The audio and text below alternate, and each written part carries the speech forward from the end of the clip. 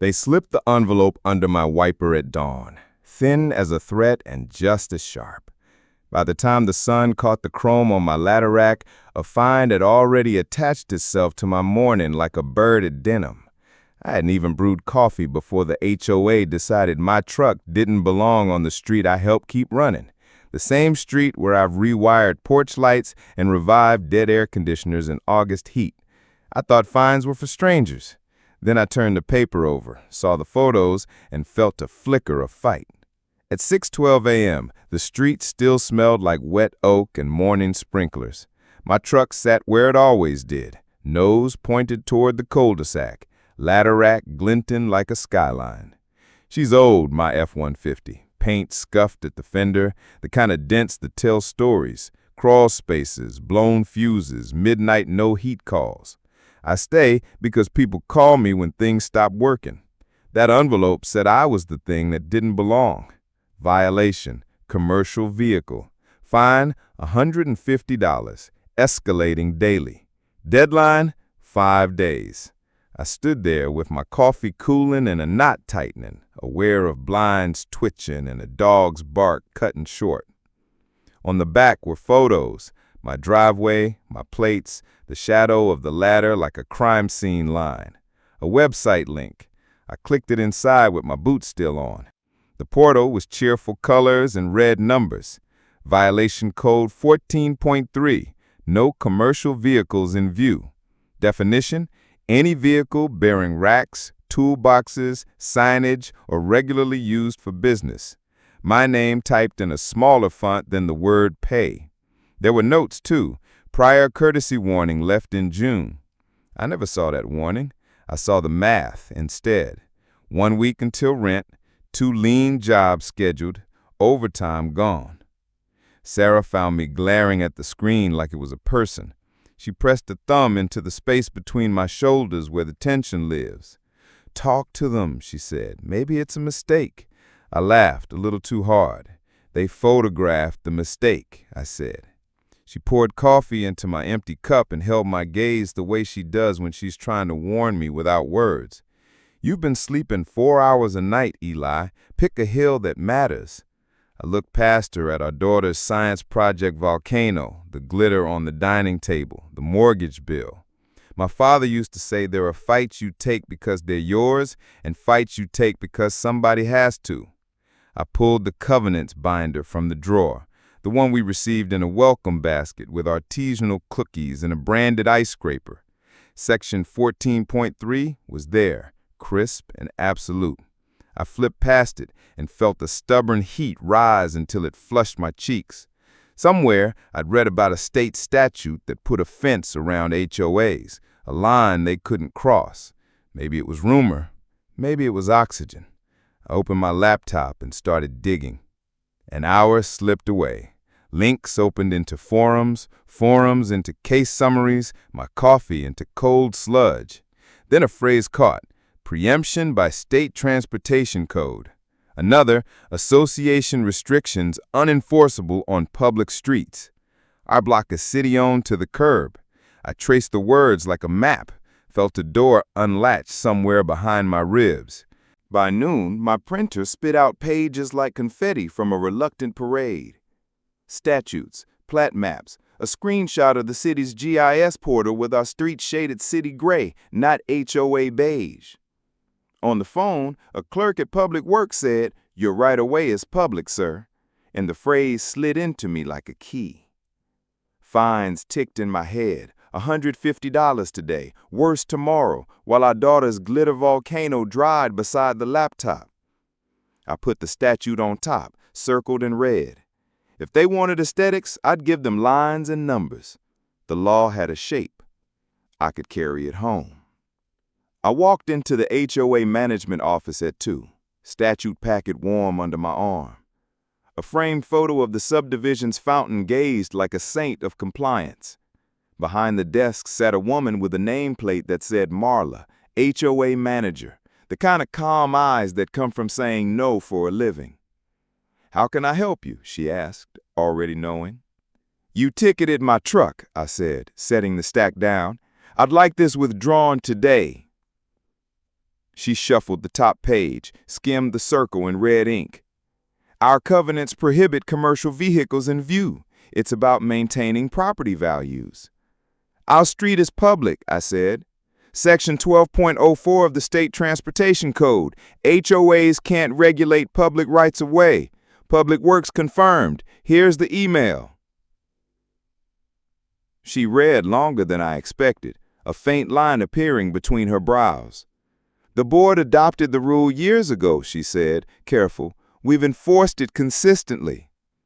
Consistent doesn't make it legal, I said, keeping my voice level. I'm not asking for a favor. I'm asking you to follow the law. She studied me, calculating risk. We can schedule you for a compliance hearing on Thursday, she said. Bring any documentation you want the board to consider. I want the fines paused until then, I said, and a written acknowledgement that you won't tow. We don't tow from public streets, she said quickly, as if the words might escape. I'll note your request about fines. I left copies for each board member, a little assembly line of paper armor. Outside, the sun had hardened, white and stern. Mr. Alvarez waved from his porch across the cul-de-sac, his plumbing van tucked behind a closed gate like contraband. They got you too? He called. They tried, I said. He shook his head. They towed my cousin's roofing truck last year from the guest lot, said it looked industrial. Tell him Thursday, I said. The law might be on our side. At home, Sarah met me at the door with a look that asked for news and rest. I told her about Thursday, about Marla's frown, about the email from Public Works with the parcel map attached. She wrapped her arms around my waist, forehead to chest. I could feel her counting days like coins. That night, I wrote my statement. Simple, polite, stubborn. I described the call-outs I've answered at midnight for our neighbors, the nursery lights I fixed for the Smiths, the breaker I reset for Mrs. Choi after the storm. I described the statute, the plat, the public curb. I printed copies, slid them into a manila folder, and placed them by the door like a packed suitcase. At 3 a.m., a diesel engine idled somewhere far off, then faded. I kept listening anyway. On Wednesday morning, the neighborhood entrance sign wore a new necklace, a laminated flyer snapped under the staples like a courtroom order. Reminder, no commercial vehicles in view, with a black silhouette that could have been traced from my truck. Cars slowed, read, rolled on. I stood there longer than necessary, letting the sprinkler mist gather on my sleeves, feeling the word reminder burrow under my skin. Someone had made this overnight, someone with a printer and a mission. I wanted names, but all I had was the reflection of my own face in the plastic and the ache. Back home, the HOA portal had a new thread titled iSource. The avatars were watercolor flowers and golden retrievers. The sentences were sharper. Someone wrote that trades trucks drove down values, that we were becoming the kind of place where people leave ladders in their yards. Someone else asked if the board could step up enforcement. I scanned for my street name and found it twice, delicately redacted with asterisks that did nothing to hide me. I typed and deleted 3 replies. Sarah set a mug beside my keyboard and touched my wrist. "Save it for Thursday," she said, soft. I doubled my stack of proof. Public Works forwarded me a 1-line confirmation from the city attorney. The right-of-way on our block is city-controlled. I printed it 3 times and slid each into plastic sleeves like relics.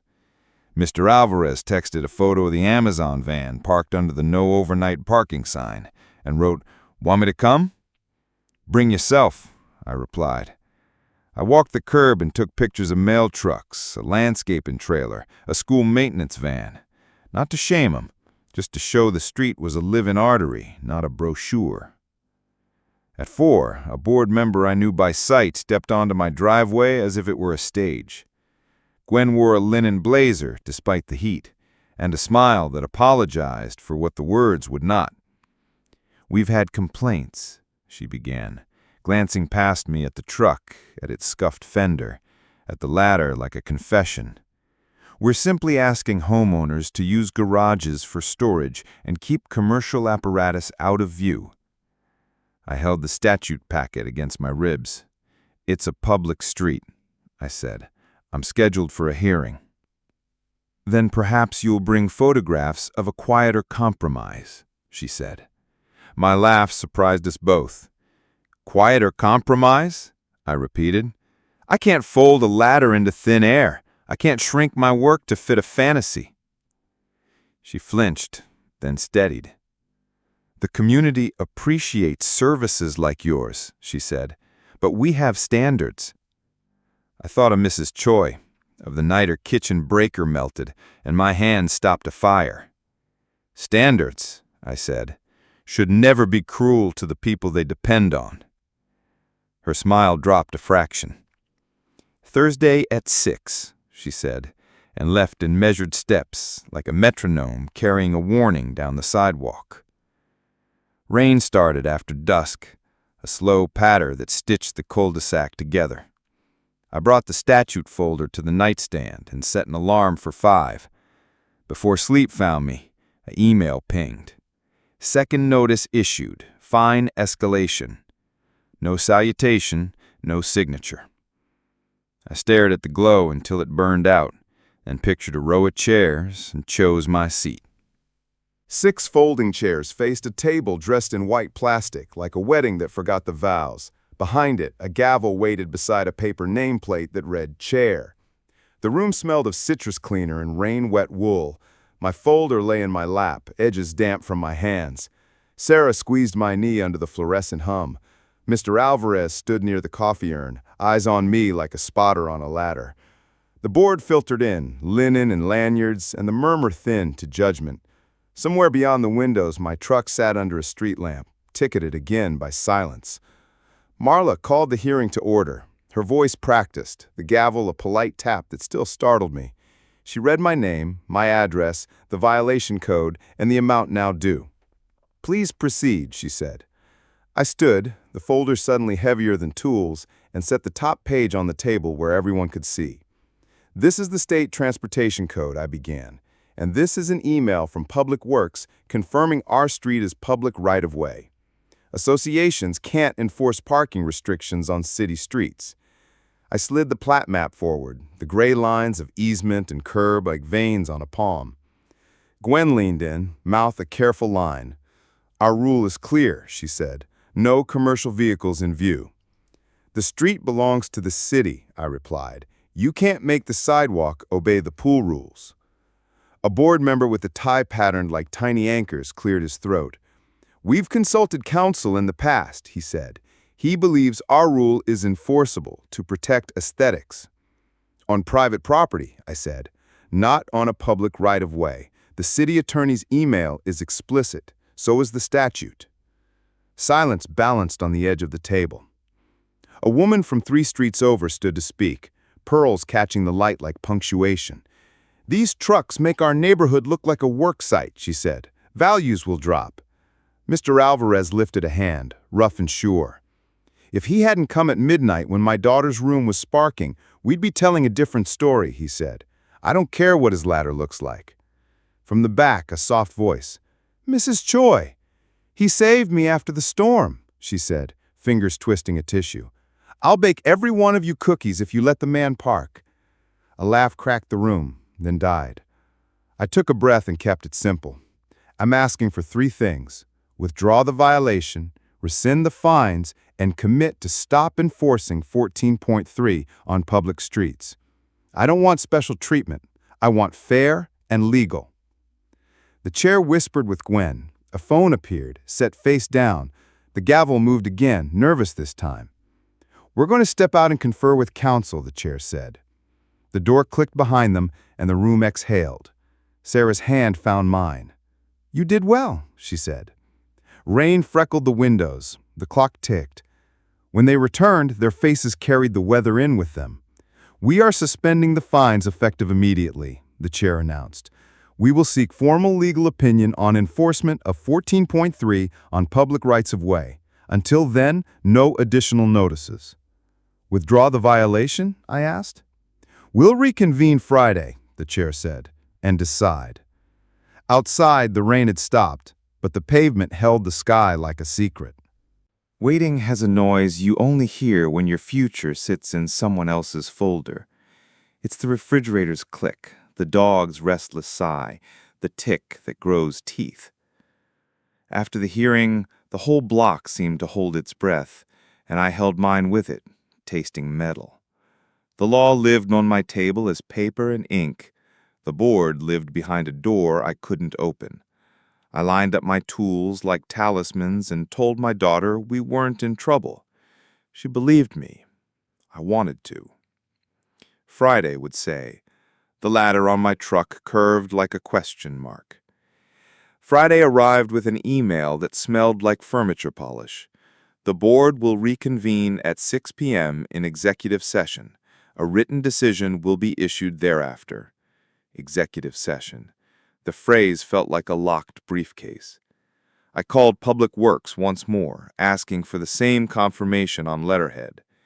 30 minutes later, a PDF slid into my inbox wearing the city seal like armor. I printed 3 copies and smoothed them flat, then highlighted the sentence I could have recited in my sleep. Sarah watched me assemble tabs, statute, city, map, photos, as if I were packing for a trip I didn't want to take. What if they dig in? She asked. Then we go higher, I said, trying to make my voice a level surface. City council, local news, small claims if we have to. I felt the math again and didn't let it show. We have more than paper, I added, and nodded toward the block outside our window. We have people. I made a 1-page flyer titled Know Your Right-of-Way and walked the cul-de-sac. 5 doors opened. Mr. Alvarez clapped my shoulder and said, I'll speak again if needed. Mrs. Choi pressed a warm rice cookie into my hand. A teen from the rental by the corner told me my truck was kinda sick and asked if I ever fell off the ladder. At the hydrangea house, the curtain lifted, then fell. No one came. The mailbox held something that wasn't a bill. A single sheet, typed, unsigned. Take pride. Park like the rest of us. We work too. I read it on the curb with the afternoon heat pooling around my boots.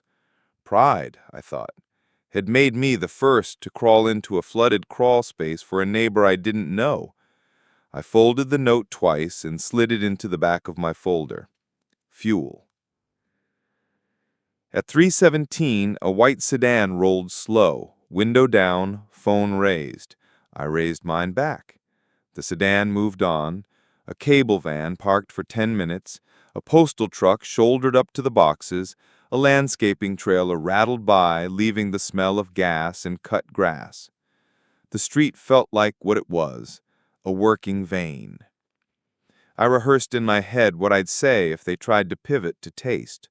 The law is the boundary that keeps neighbors neighbors. Standards shouldn't punish the hands that build the standard. I didn't write it down. I kept the pages to law, to the lines that didn't care who liked ladders. At 6 o'clock, I didn't drive to the clubhouse because I wasn't invited. I sat on the front steps and watched the sky smudge toward dusk. Our daughter tucked a drawing under my elbow, my truck with a heart over it, our house beside, stick figures holding hands. For your meeting, she said, solemn. Sarah kissed my temple and went inside to stir a pot that had no appetite in it. The hour collected itself grain by grain. A breeze lifted the paper edges on my folder. Somewhere a screen door clapped.